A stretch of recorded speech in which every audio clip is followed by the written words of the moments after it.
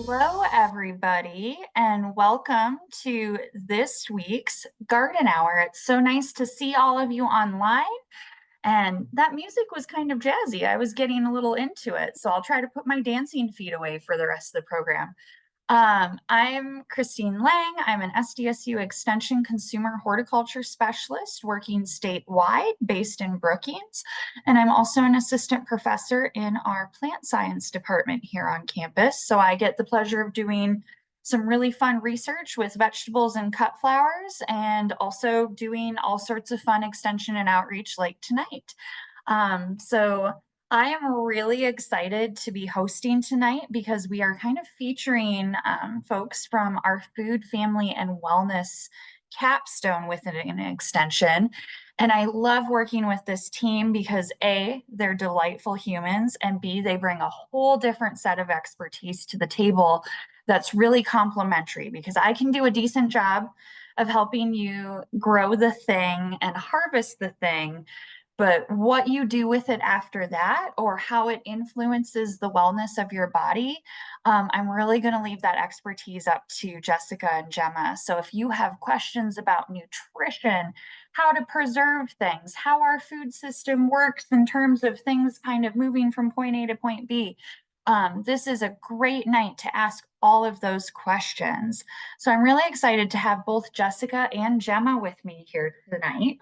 And Jessica is an SDSU Extension nutrition field specialist, and she is based in Sioux Falls. And Jessica, are you able to share with us what you might be talking about this evening? Just a little teaser. Yeah, sounds good. Hello, everyone. I'm here tonight to talk to you about some food preservation because it's never too early to start thinking about what you might do with your produce, and then share some fun resources and events coming up throughout the summer and fall. Awesome. We look forward to that. We are also going to hear from Dr. Gemma Bastian.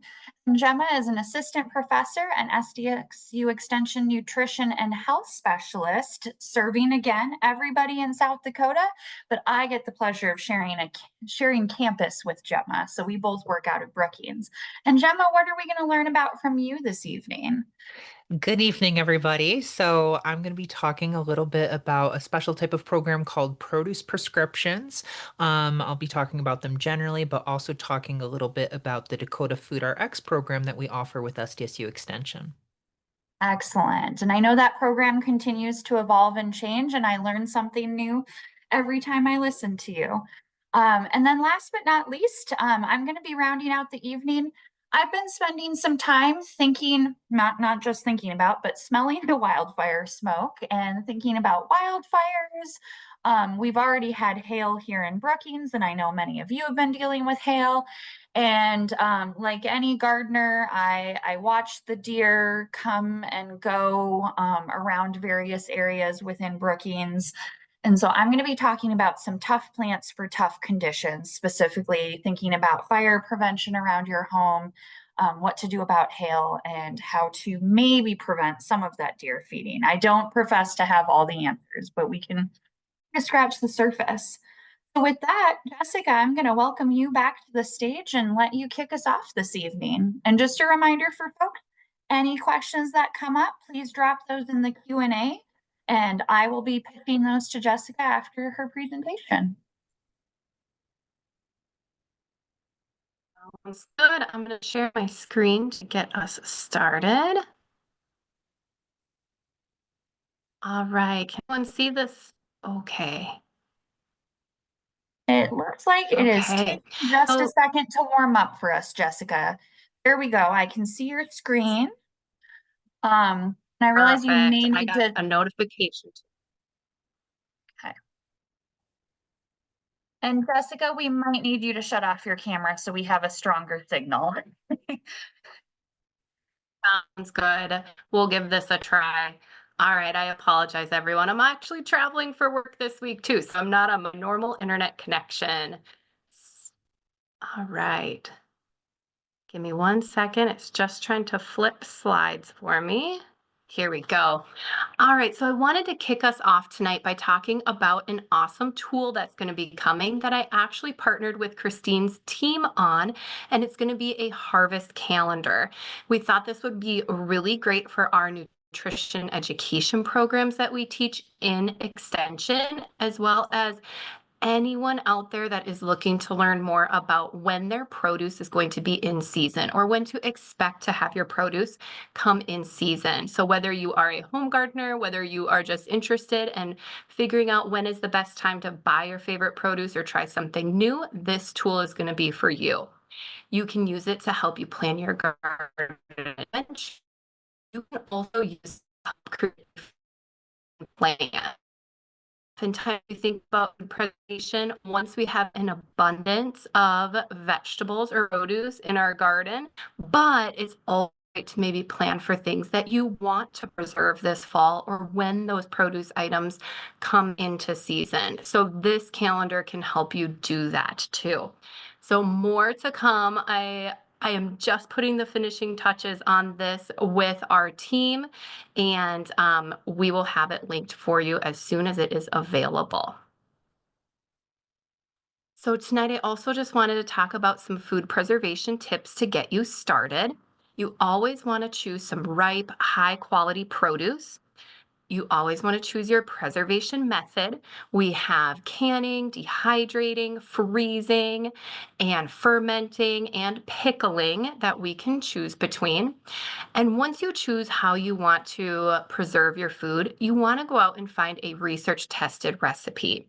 And this is really important to help keep you safe from foodborne illnesses and those that you might share your preserved foods with safe as well. And the reason we really promote that research tested recipe is because that recipe has gone through a process to ensure that whether you're canning it, whether you're dehydrating it, whether you're fermenting it, that it is either heating up enough or you're drying out that produce enough. And then always follow best practices and proper food safety, no matter what preservation method you are choosing to do. And you'll see on my slide here tonight, I have a guide to water bath canning. Our website is full of some awesome resources to get you started on food preservation, this guide being one of those resources. So even if you're new to canning or you're new to dehydrating, we have some guides and handouts to help you through that process. So like I mentioned, there's different ways you can preserve your foods. There's canning, and you can choose either water bath canning or pressure canning. Depending what you're trying to can will help you determine which method of canning that you're going to choose, whether that's water bath or pressure canning. And if you're choosing a research tested recipe, it will tell you which canning method you should use with your produce. There's dehydrating, there's freezing, which is personally one of my favorite methods of food preservation, especially having 3 little kids at home. It is very easy for me to freeze foods and pull them out to use quickly when my kids are hungry. There's fermenting, and then there's pickling, and like resources on the website, we also have some really great videos that will walk you through visually how to preserve your foods. And tonight, I also wanted to highlight our Pick It, Try It, Like It, Preserve It handouts on our website. These are great. And what's really great about these is they highlight over 40 different fruits and vegetables, and they cover canning, freezing, and drying methods for each specific fruit or vegetable you're looking at. They also include research-based recipes, and I included a link here, and we might be able to include that link for you guys as well. But it's on our website, and they're awesome. So if you're new, you're looking for great recipes, looking for some inspiration when it comes to preserving your foods, this is a great place to start. We also have a general Pick It, Try It, Like It. So even if you're not looking to preserve your foods, but you're looking for different ways to try those fruits and vegetables, you can check out over 40 different handouts on just general ways to serve and prepare different fruits and vegetables. I also wanted to bring up those of us that have preserved our foods, we might have a recipe, especially a canning recipe that has been passed down from family to family, generations to generations. And unfortunately, we're just not sure if that recipe is always research tested or a safe recipe to use. One service that we do offer in extension is through our food safety specialist, Curtis Braun. He can test those recipes as long as they are an acidified recipe and tell you if that family recipe or that favorite recipe that you found is safe to use for canning purposes. We're also looking to gather some of these recipes to possibly include into a more South Dakota themed cookbook for canning recipes. So please, if you have those out there, submit them to us. Find out if that recipe is safe, or we can help you modify that recipe. And then you might have a chance to be featured in our cookbook too. And I have the link on this page where you can submit those. But if you go to our website and you go to our food safety section, it's right there on that first page. And then last but not least, I really wanted to talk about our Crunch Off event this year. This is not happening until the middle of September and all the way through October. So we're pretty early talking about it, but I think it's really fun. And I wanted to bring this to this audience because you guys are eating fruits and vegetables all the time. So what this is a friendly competition with our fellow Midwest states. And we see who can get the most crunches is what we call them, but ultimately they're bites into local produce. So that could be fruits or vegetables. And we're looking for people that are willing to maybe form a team, or maybe them individually, they're going to crunch into something in middle September all through October. So you can get a group together, find some local produce, take a crunch or a bite, and then register your team to be counted to count towards our South Dakota crunches. And we're really excited about this because we're in friendly competition, and we really want to keep building off of how we have done in the past years, and hopefully we can place high among our Midwest states, if not even win the Crunch Off. So in order to register your team, you'll just have to click that link that you would see here on my slide.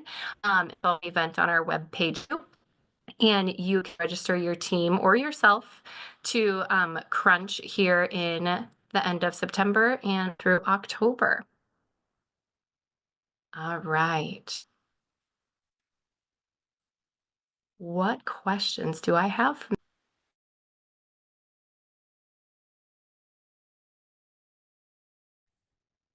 Thank you so much, Jessica. It's really, again, great to hear about resources and new things to look forward to. If folks have questions about food preservation, this is a great time to drop that in the chat. Jessica, I have a question about altitude, and I know that's maybe a goofy one, but I never think about Brookings, South Dakota being like at altitude, right? I'm expecting to be like in the Black Hills, but could you touch on what we should be paying attention to for canning times? And I realize that Brookings is enough above sea level that we usually have to add time, correct? So can you elaborate on that? Yeah, you are right. Altitude when canning is really important. And when you think about our state, just like you were saying, Kristine, we are all at different altitudes depending where you are located. So you do want to check your altitude before you do canning. The higher altitude that you are at, you will need to add time onto your processing time for when you're canning.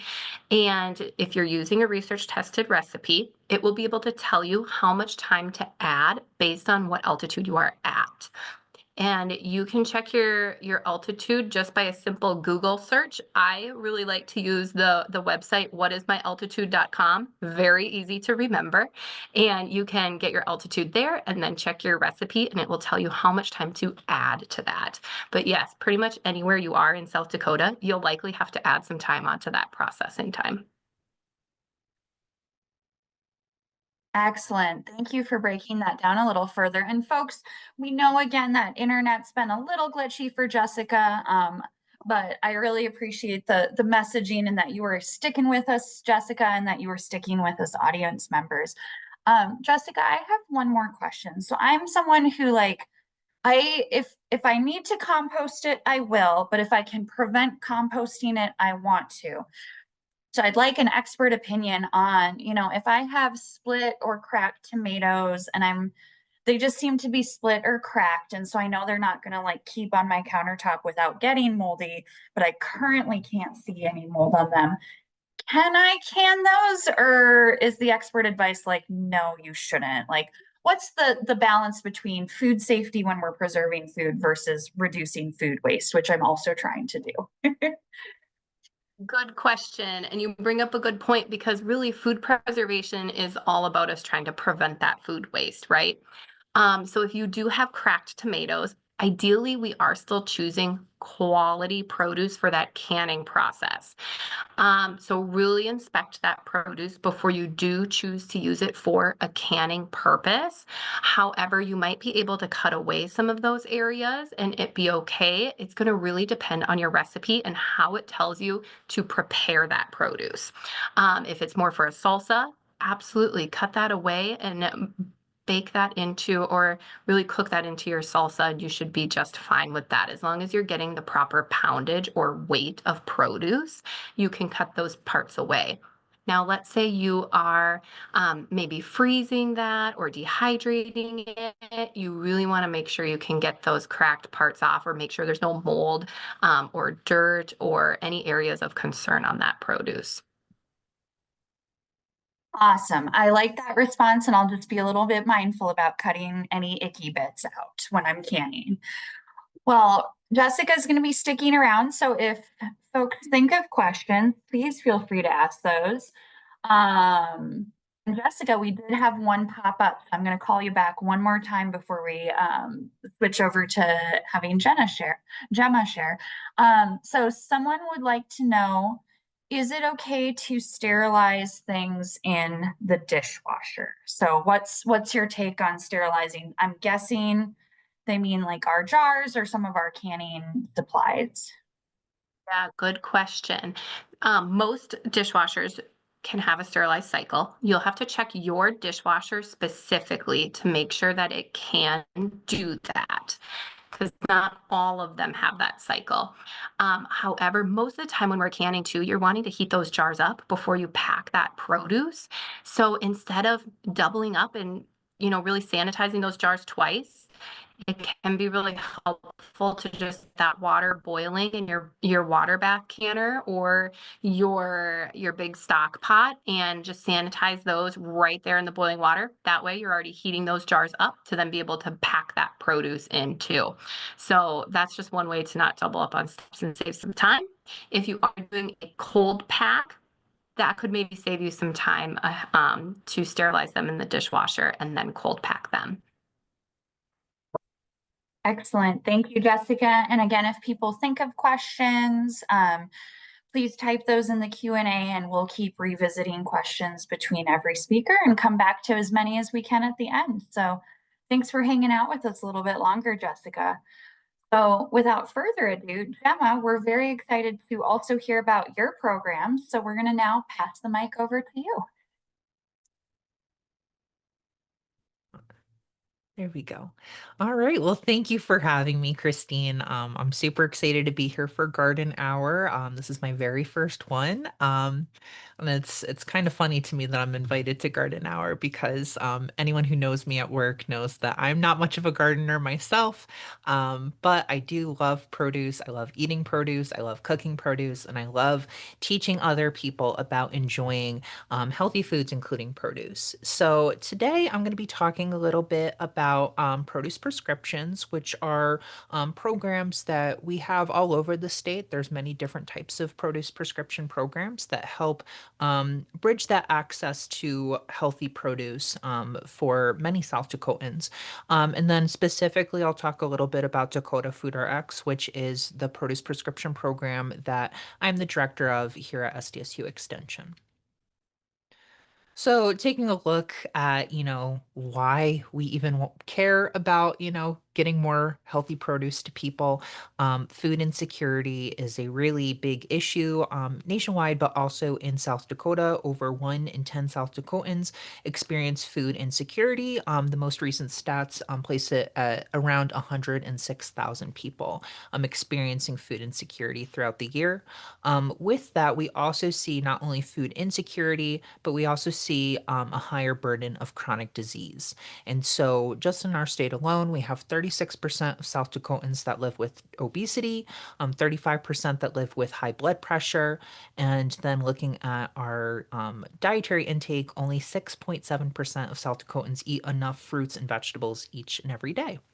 And so, really, food insecurity and chronic disease are very closely intertwined. So, if you look at the graphic on the right side of the screen, you can kind of see that people, when they're experiencing food insecurity or maybe not knowing where their next meal is coming from or don't have enough money to keep their pantries full till the end of the month, they start exhibiting coping strategies. So, they're going to decrease the quality of their diet, maybe cut out those fruits and veggies and instead have more processed foods.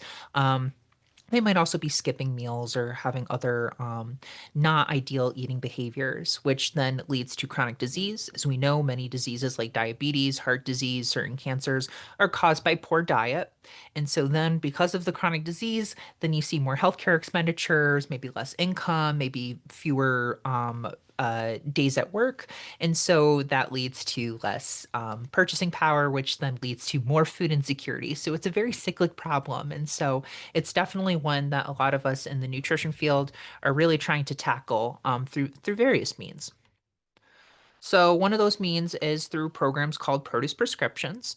And so, as you can kind of guess from the title, it's kind of like a prescription. It's not necessarily an actual prescription like you would get for medication, but it is something that connects the healthcare system or physicians, dietitians, other healthcare providers with our food systems. And particularly, it helps increase access to fresh fruits and vegetables for patients who are exhibiting low income. So they might be experiencing food insecurity, or they might be eligible for programs like Medicaid or SNAP, which is formerly known as food stamps. And these patients are also either having or at risk for diet related chronic diseases. So they might have diabetes, they might have high blood pressure, or a condition like that. This is part of a larger movement that's happening in the US called the Food is Medicine movement. And so it's called Food is Medicine or Food as Medicine. But essentially, these are a whole group of programs and policies that really are trying to prevent diet related chronic diseases. So, again, the diabetes, the heart disease, these diseases that we know are caused by a poor diet. So if you look at our little pyramid here, you can see that produce prescriptions are in the middle of our pyramid, which means that they're kind of like a community-based program and they're kind of like a clinical program. So they're not like super hyper tailored to any one specific person, but we are taking a look at preventing or treating a certain disease state. So, how exactly does a produce prescription work? You'll also see PRX sometimes as an abbreviation. So, that's what that is on the slide. The programs vary a little bit in how they're administered, but the major gist of it is that the patient has some contact with a healthcare provider. This could be a physician, a nurse, a dietitian, a community health worker, something of the sort.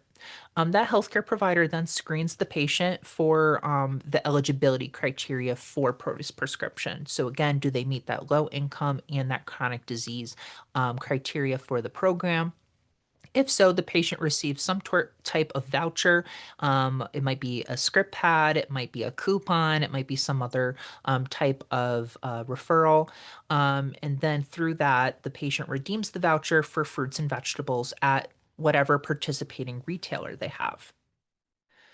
So, like I've mentioned, there's a great variety in the way that these programs are operated. So, again, on the left side here, you see some of the healthcare providers that you will see be part of these programs. Just in my program, which we'll talk about in a minute, we have physicians, nurse practitioners, RDs, community health workers, all referring patients into our programs. So, you can see a variety of different healthcare providers. And then with food retailers, you can see that again, anywhere where someone someone could feasibly get fruits and vegetables, there is a produce program somewhere out there that has patients connected to that. So a lot of them are grocery stores. If you live in Sioux Falls, you might be familiar with the Food as Medicine study at a Vera Research Institute. That's connected with Hy-Vee. So the patients in that study go right to Hy-Vee. And so you can see supermarkets and all of that. And then, of course, there's also our local food option. And so with our program and with many others across the country, you start seeing redemption of produce prescriptions happening at farmers markets, at farm stands, and through community supported agriculture or CSA. So, taking a little bit of a look at Dakota Food Rx, this is a pilot project. So, we're in the second year of our pilot, and it was funded by the South Dakota Community Foundation. And the whole aim of this program specifically is to take a produce prescription program that was utilizing CSA or community supported agriculture that was already existing in Spearfish. So the farmer all the way at the left in this picture is Jared Lukens Black. He is a farmer out in Spearfish who grows just vegetables and herbs. He has a CSA and he was already referring patients kind of through his own Veggie RX. So we worked together to create a program where we could expand that program throughout the state and teach other farmers how to be part of a program like this to connect more people with fresh, locally grown, regeneratively grown fruits and vegetables. And so our goal was to scale up the feasibility so eventually we can apply for more funding and potentially get this program all across the state for the 106,000 and more South Dakotans who could benefit from it.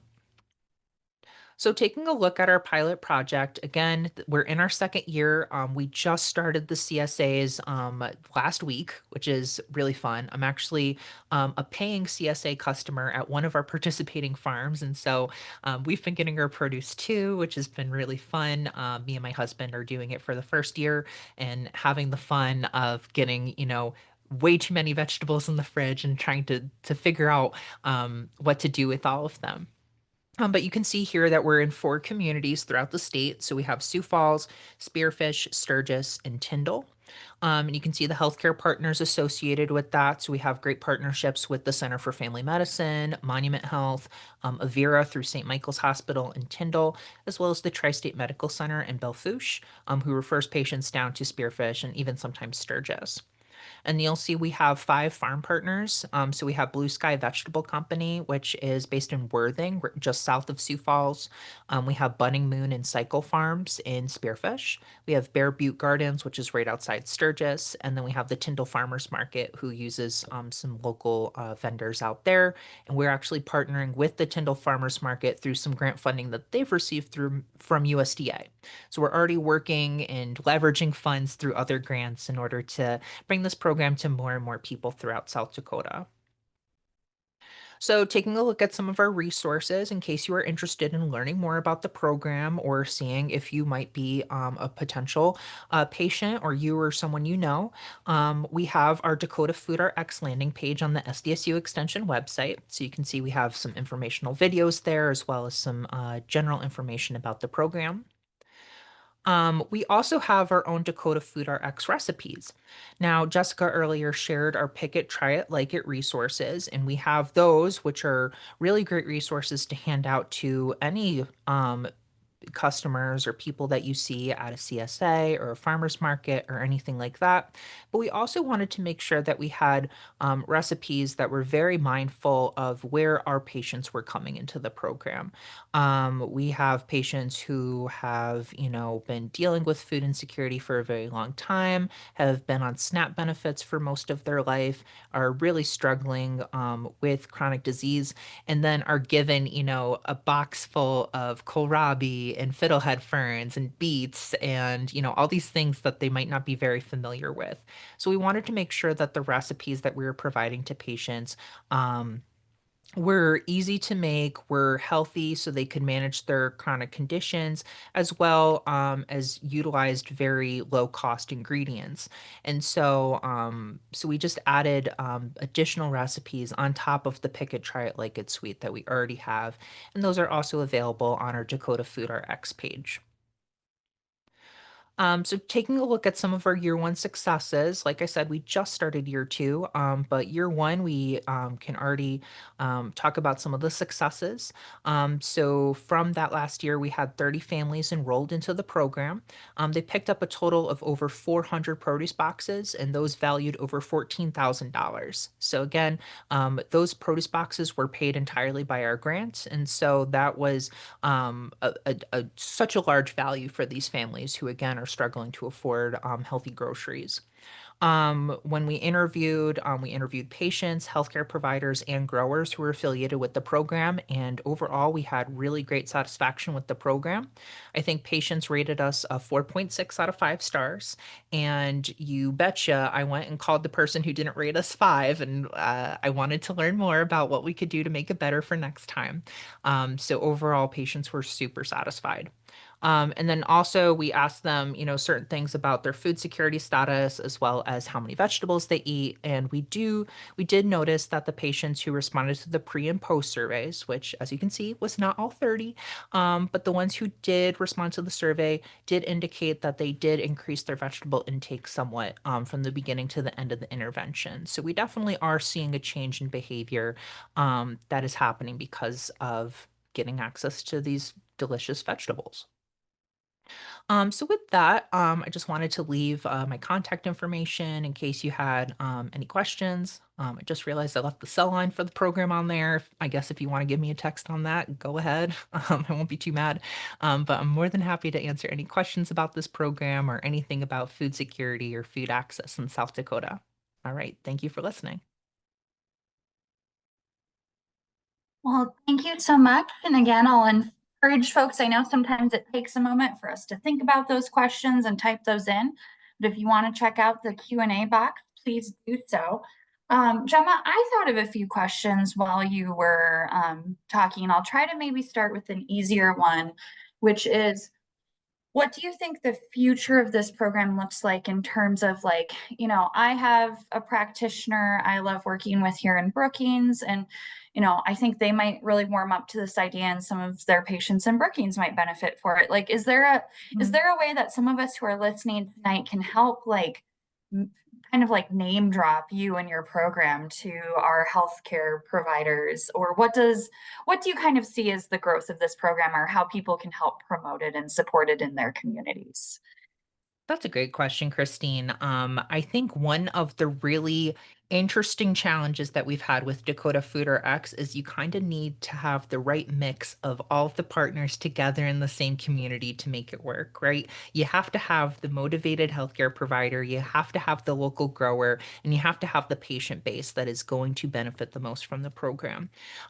So I would love to have this program all over South Dakota, right? Every community in the state is dealing with food insecurity. It's not just a problem that happens in Sioux Falls. It's not just a problem that happens in rural South Dakota.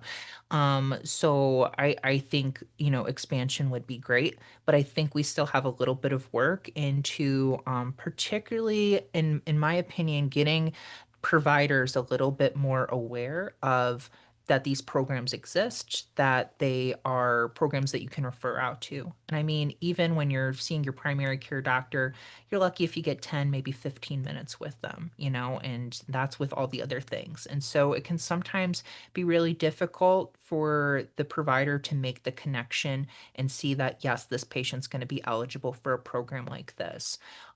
We've been in the works through Family Food and Wellness, kind of talking about what are some other ways that we can kind of get our referral process up there. We are on Helpline 211. And so, there are people who are aware of these resources. But I think now we're working out the kinks in the pilot program and still trying to figure out how to promote going forward if we get that larger grant. And then the other thing that I'll say on that is the other thing that I see moving forward with this program is connecting patients to more extension resources.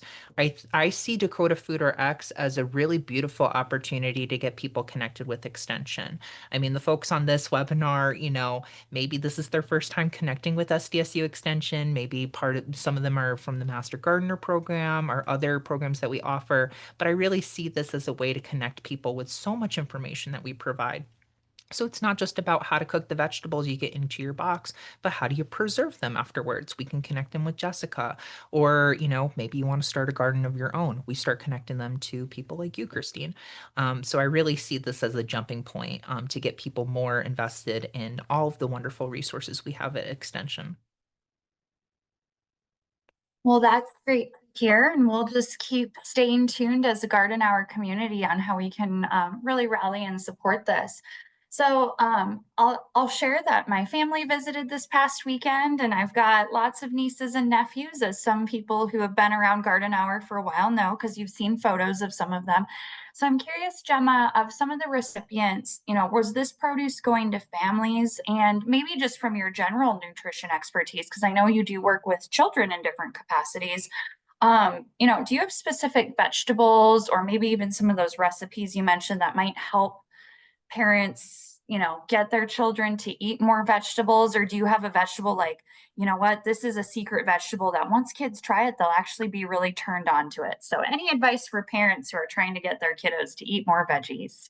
Oh, that is a great That's question. my tough question. So, let's see Oh, what magic wand you can wave for us. Oh, I could talk the rest of the night about this. No. So yeah, so going back to the program, so patients had to be at least 18 to be part of the program. What we did see, just because of food insecurity is higher in this population, as well as chronic disease burden, we did see a lot of older adults in the program. So for example, thinking about those generations, we actually have a daughter who is kind of the proxy for her parents, who are the patients who are benefiting. And so she's the one who picks up the produce and cooks it for the parents. But we do see a few younger families as well. And so luckily, our farmers are really flexible in saying, okay, if your family size is this much, we can get you this box. And again, SDSU is footing the bill through the grant, which is really fantastic. And we are definitely thinking of those sustainable funding models. But for now, it's just a really great way to get all sorts of families involved. With regards of getting the children exposed, I mean, I think the biggest thing is just showing them all the wonderful things that you can have and also how amazing it tastes fresh and straight from the earth. Even I mean, you all know, what comes out of your garden is so much better than what is at the grocery store. And I think once you start really going into there, that really opens up a lot for children. But like Christine said, I also do a lot of work with children, and particularly children with developmental disability. So a lot of picky eaters. As I always tell parents, it can take up to 20 tries of a food for a kid to start accepting it. And so sometimes we get really discouraged, especially when you're on a limited income and you try to give your kid a carrot and they don't like the carrot. Well, shucks, I'm not going to spend money on that anymore. So I think one of the cool things about this program is you're going to be swimming in all sorts of veggies, and you're going to have plenty of opportunities to try veggies together. You're going to have plenty of time to model healthy behaviors. So, if mom and dad aren't eating fruits and vegetables, we can't expect the kids to eat fruits and vegetables. So modeling healthy behaviors is important. Another thing that research shows is that cooking meals together as a family helps get kids more involved, more ownership over the meals that they're eating, and are more likely to try and accept the foods. Um, so with regards to the recipes, I'm a big believer in that we shouldn't have kid foods and adult foods. Kids, should be able to eat all sorts of foods, right? But I do think that there are a few recipes in our Dakota Food Rx suite that are definitely like more, possibly kid approved. We definitely have a few of those for the pickier eaters, and we have ways to incorporate proteins into the meals because we know that people don't just eat fruits and vegetables. And if I can make one tiny plug, another resource that we have that's slightly related to Dakota Food Rx is actually we just published a healthy bean recipe cookbook. And this again is also designed for people who are on assistance programs like WIC or SNAP, but they're essentially low cost recipes to get anyone more interested in eating beans, because we know that beans are such an amazing food. They're super high in fiber, they're high in protein, they're very low cost, they're pretty easy to prepare, but we know that we don't eat nearly enough. And we know that sometimes there's taste, or maybe you don't have the right recipe. So I had a former master student of mine, Kira Monarchy. She developed a recipe book with, I think, 27 recipes in it. There's everything from a main dish to desserts. Actually, she gave me some of the pinto bean fudge as a graduation kind of thank you present. There's smoothies in there, there's breakfast, so there's all sorts of recipes there. And so thinking about, again, building those healthy habits really young, that's a really great resource for, again, finding really easy, low cost recipes to make with your family. Awesome. I'm very intrigued by this pinto bean fudge, and I'm going to need to add a project to my weekend project list, I think. Absolutely. Well, awesome. Thank you, Gemma. And again, if people think of other questions for Gemma, she will also be hanging out with us for 20 more minutes. So feel free to type those questions in the Q&A and we will keep an eye on that. It looks like one. Oh, so someone needs to know, and I'm curious too, does pinto bean fudge taste like beans at all? Like, what's the bean to fudge taste profile? Okay, I'm not one to lie to people. I'm a straight shooter. So there's a tiny bit of a bean flavor, but you would be surprised at how much it tastes like fudge. And if you've ever had black bean brownies, I feel like that's the same type of thing where it's like if you really like a fudgy brownie and you're okay with pushing past maybe getting like a little bit of bean in there, because mixing them is always a little challenging. um those are fantastic as well. So you'd be really surprised with how much like the bean flavor kind of takes a background when you add a little bit of sugar, and so they actually are like really great for putting in desserts. I love that. You know what? This brings to mind, my husband did a version of a black bean brownie probably about a year ago and fed it to me. And I'm not gonna lie, he didn't tell me there were black beans in it. And I was like, something seems like honestly just a little, I like a nice fudgy, chewy brownie. I'm like, it seems like this is nice and fudgy and chewy. And so until he told me it was black, I could tell something was different, but until he told me it was black beans, I didn't know. So okay. Now I'm even more excited to try the pinto bean fudge. Many thanks to Gemma and Jessica for inspiring us to preserve and eat more tasty things. I don't know about you all, but I'm getting hungry. But we'll persevere for a few more minutes. So I guess it's my turn, and I have a few updates that I wanted to add before I get into tough plants. So I had the pleasure of hanging out with my family this weekend, and just wanted to give a little shout out because I know that my family is actually watching. So this is my niece Ava. Hi, Ava from Auntie. But she was helping as my plant watering assistant. And for anyone who watched last week, you'll remember that the hot update in the Lang household is we now have a cloth garden hose and a sink attachment for our garden hose. And again, cannot recommend this enough. It has been really nice for watering raised beds on a patio in an apartment versus having to schlep garden watering cans back and forth. Something else I touched on last week is, paying attention to transplants as they root in. If you are still, taking advantage of clearance sales at garden centers and things and putting transplants in, hopefully maybe not today. That would have been kind of hot and a shock to their system. But if you're still putting transplants in, remember you want to be watering those more often. So potentially daily or every other day, until those things root in. And I just share this picture because this is some gourds and some mini pumpkins I'm growing in my raised beds that are gonna probably take over the deck. Stay tuned. But I can really tell those are rooting in because I'm starting to see new leaves. And again, that simple tug test on your transplant to see if there's resistance. So I'm kind of going back to deeper and more infrequent watering, which Ava, as my watering assistant, was learning about as well. Amanda Bachman shared with me that she tried the tug test on some transplants, and especially one that looked a little tough this last week, and she pulled on it and it pulled right out. So that was a sign of maybe this is a good time to take advantage of those garden center sales and kind of look at some of those replacement plants. So just be keeping an eye on your transplants. And I don't want to jinx it, but we might get some timely rains in the eastern side of the state. So fingers crossed that my 3 acres of cover crop seed that I put out about 2 weeks ago isn't just going to be bird food, and it might actually sprout if we can get some more rain.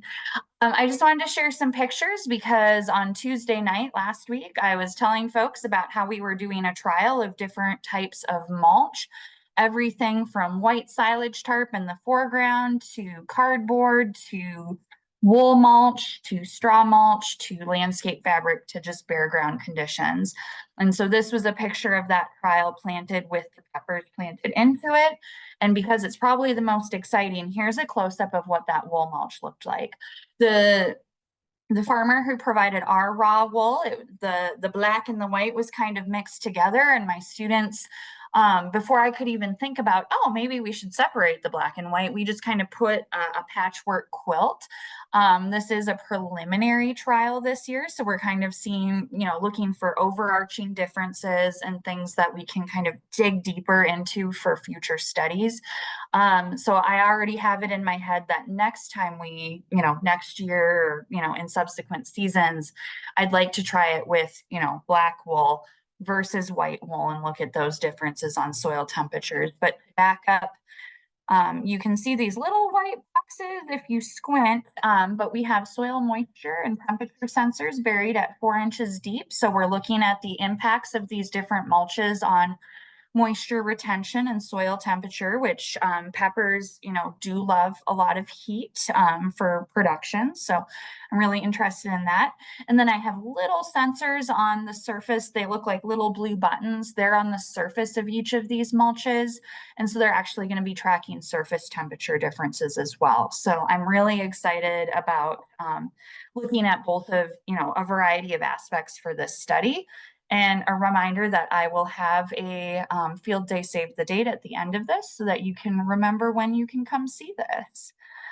All right, so kind of a quick recap of gardening in tough conditions. So with all the wildfires in Canada right now, it is a good time, especially if you are West River or if you're in a spot where you might be really prone to grassland fires or forest fires, to be thinking about fire prevention. I'd like to think that I talk about hail tonight and then none of us ever see hail again for the rest of the season, but it's hard to say. And then what are some things we can do to be proactive about here?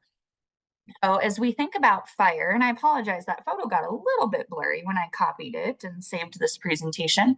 But some tough plant traits for fire prevention is anything that has that high moisture content. So plants with, nice succulent leaves, so things like sedum, are going to be, much more prone or much less prone to catching fire.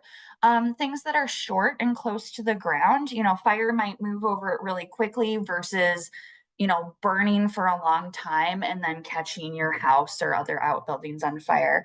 And as much as we love, I'm a big fan of like leaving perennials and leaving ornamental grasses and all of that winter interest.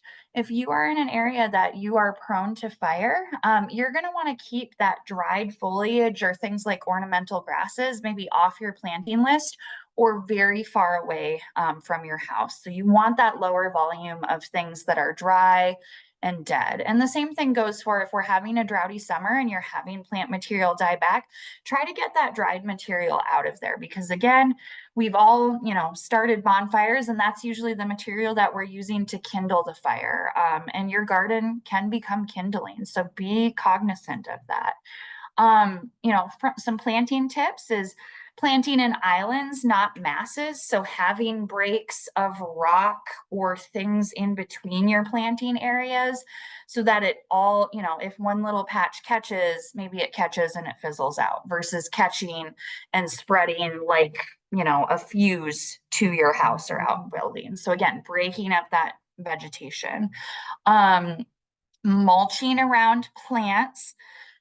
can, hold in moisture. I wish I could comment on fire prevention and wool mulch, but that's a great question for Jay Lynn Whaley, our sheep expert. We're digging a little deeper. But using pine bark and pine needles, that does have a lot of resin that can catch, and folks in the Black Hills know this. So it can be a great mulch source, but be mindful of the proximity to your home again. And again, being mindful of deadheading and keeping plants healthy is going to go a long way in fire prevention. And again, this is just kind of some things to be thinking about.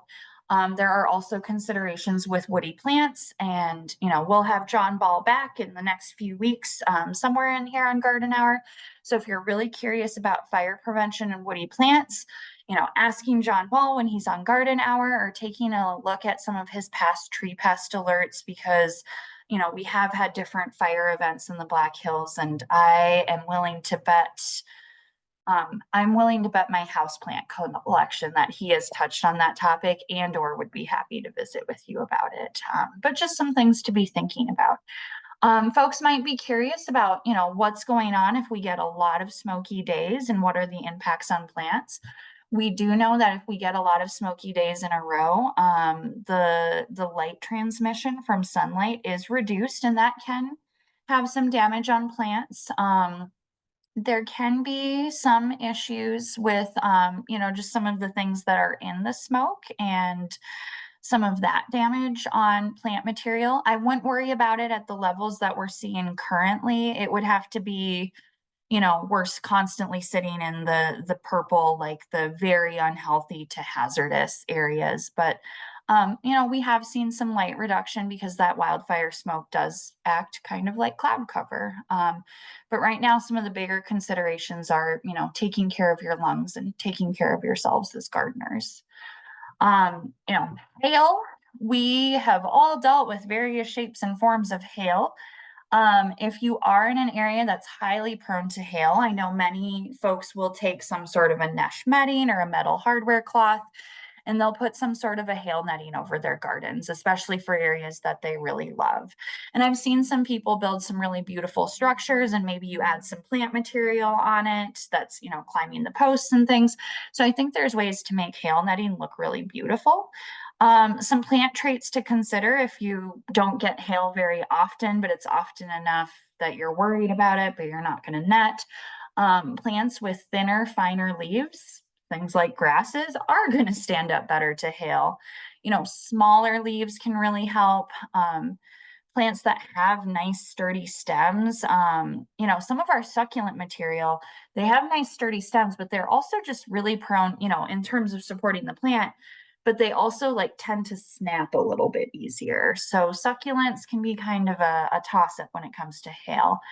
Things that are shorter in stature, there's just less physical plant material to catch that hail, or things that regrow readily. For some reason, salvia comes to mind right away because you deadhead it or you cut it back and it really wants to grow back quite prolifically. Or many of our herbs, if they're damaged by hail, they are, their natural inclination is for us to pick them and pluck all of those leaves, and they'll grow really readily. So those are some examples of things that, we already pinch or deadhead a lot anyways, and they're going to come back pretty readily. So what to do after a hail event? If it is a severe hail event and you have a lot of shredded leaves or a lot of leaves with holes or a lot of things that have been knocked off, cutting back severely damaged leaves, so 50% or more, is a good idea, especially if you're starting to notice any like browning or blackening, or kind of the tissue is going bad. That is an indication that hail caused damage, and that potentially then became a disease and entry point. But you don't want to remove everything, because if you prune absolutely everything back, there's nothing left to photosynthesize and help that plant recover. So you want to be mindful of that. Doing kind of a weak fertilizer solution can be really helpful, and keeping up with watering, not over watering. We don't want to love our hailed on plants to death. but just trying to do things that are going to promote new growth is really important. And then being patient. I still have some plants in my garden that still have some of the bruising from hail, and I know that eventually newer leaves are going to take over and that's going to look much prettier. So there's a little bit of patience that's needed. We do have an article online, and I'm guessing Heidi might be able to pull it for me in the background. Thank you, Heidi, about what to do when Mother Nature strikes and some of the ways to deal with flooding and hail and some of those other events. So last but not least, deer. We all deal with deer. Remember that deer can hop some pretty tall fences. We now have deer fencing around our specialty crop field because we wanted to protect our research crops. I know many of you are like, I can't put in deer fencing, or the deer in Rapid City are like pets and they just roam all willy-nilly. And, so I know that there are situations where we cannot fence for deer, but we still want plants. So there are some tough plant traits that you can, kind of select for that can help. I want to just jump to the bottom of this slide and just say that, remember, a hungry deer isn't picky. So we're kind of looking for things that deer rarely eat versus deer proof. Deer proof is a promise that I am not going to make you tonight. I apologize if that's what you were looking for, but there are things that they like less. Things that deer love, speaking from experience, they love hostas. Hostas are salad for deer. They really like moss roses because they have those lovely succulent leaves. So deer tend to like things that are just, nice and succulent. I wonder if eating a moss rose is like biting into a slice of watermelon for them. They tend to not like things that have odd textures. They're fuzzy or prickly or super leathery. I will say that sometimes when some of those fuzzy leaved plants, so I'm thinking about sunflowers, when sunflowers are small little seedling transplant stage, deer will eat sunflowers. I have research from a few years ago that proved it. Once those sunflowers get bigger and those stems get more fibrous and the hairs on the leaves and the stem get kind of more pricklier and unpleasant, they then tend to leave it alone. But there's some things where when those plants are little, they are really palatable. So some of those tiny plants you might want to throw a row cover over, or have some sort of a plan to keep the deer at bay until they get large enough that they're going to leave them alone. Things with strong smells or weird saps, deer tend to, again, browse less readily. Things that are in the mint family or lavender, things like onions can be a deterrent to deer, or milkweed, which has that sap and is really meant to deter a lot of things from eating it. Those are all things that, again, deer will bother less. And I'm guarantee each of you can think of an exception to this rule. So please know that these are just some generalities and there are exceptions. Other things to consider would be deterrence, and we've already talked about exclusion and plant selection. Here is an article from Colorado State University that was about preventing deer damage. And they looked at, and this is some older research, but I think it's still relevant research. But they looked at a variety of repellents and how well they worked at deterring deer as well as elk, because many of you West River are also dealing with elk. So they found that a high concentration hot sauce did deter the deer, but be very careful of, well, honestly, with a lot of these products, be very careful with your eyes and, the little people and pets in your life. Something like Deer Away, like a big game repellent, using eggs mixed with water, and then using coyote urine. And again, something like coyote urine or big game repellent, those are things that you could potentially get at like an outdoor store, or a hard kind of an outdoor store, potentially a farm store, and a lot of these things you could also get at a garden center. And I do know that John Ball has some sort of a secret concoction, a somewhat secret that he usually shares concoction for keeping away deer as well. And I think it's kind of a mixture of eggs and hot sauce, if I'm remembering correctly. So trying to get a few of the best of both worlds. I'm not promising that any of these things smell good. In fact, many of them don't. So that's something to keep in mind if it's close to your house. As we think about plant lists, I think I'm going to kind of round us out for the evening here. Um, this is a shout out because Gemma has some East Coast connections from back in the day.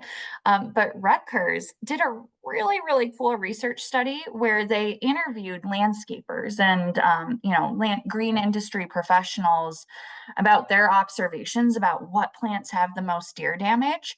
And they came up with a rating key for deer resistant plants. And so you can take a look at this list, and they rate things from rarely damaged to seldom damaged to if it gets a C or a D, it's something that I probably wouldn't plant if I am concerned about deer. So I thought this was just really fun research, and they presented it in a really user-friendly way with those letter grades. So that's something I encourage you to check out. Kind of just a quick scroll through the garden. Some things to consider would be things like sage, which is in the mint family. And there are a whole bunch of different sages out there, all of which are very pretty. This happens to be Pink Profusion from McCrory Gardens.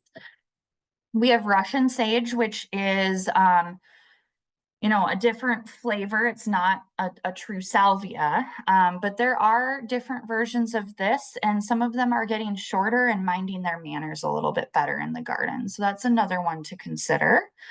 Bugleweed, this is an example of kind of a thick leathery leaf, and this can be a really nice ground cover. So I look at this and go, that looks kind of salad-like, but it does fit the leathery leaf category. And it was one that, based on that Rutgers research, did really well against deer. And Siberian bugloss, or brunera, as some people do just call it, has kind of a thick leaf, and it is really hairy. And I've never chomped on one, but I could see where it wouldn't be super palatable. So again, one to consider. I will warn you, with some of the brunera, some can be quite winter hardy for South Dakota, and some can be borderline hardy. So be mindful of that. And really maybe plan, if you are zone 4B, maybe look for zone 4A or even 3B as a hardiness zone rating for your brunera, just to guard against that winter kill. And a great shout out for the Native Plant Initiative, something like Anise hyssop augustaceae, also in the mint family.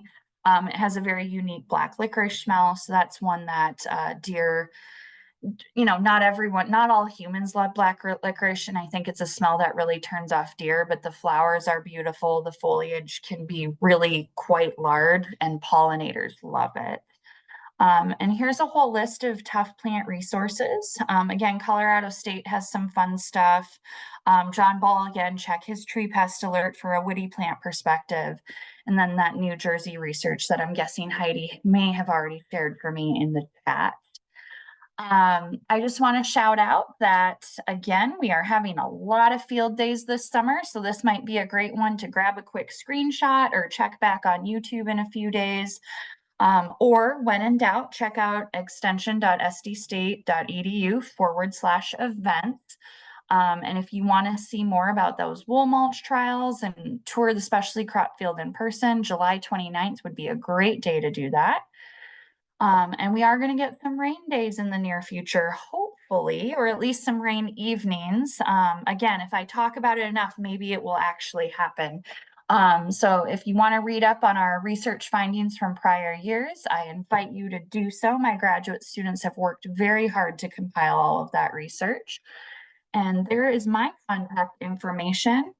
And I realize we've gone a few minutes over time. So I would encourage you, if anyone has an outstanding question, you are welcome to email me. Again, Kristine.Lang@sdstate.edu. And Jessica and Gemma, thank you so much for hanging out with us tonight. It was great to have you here with us. And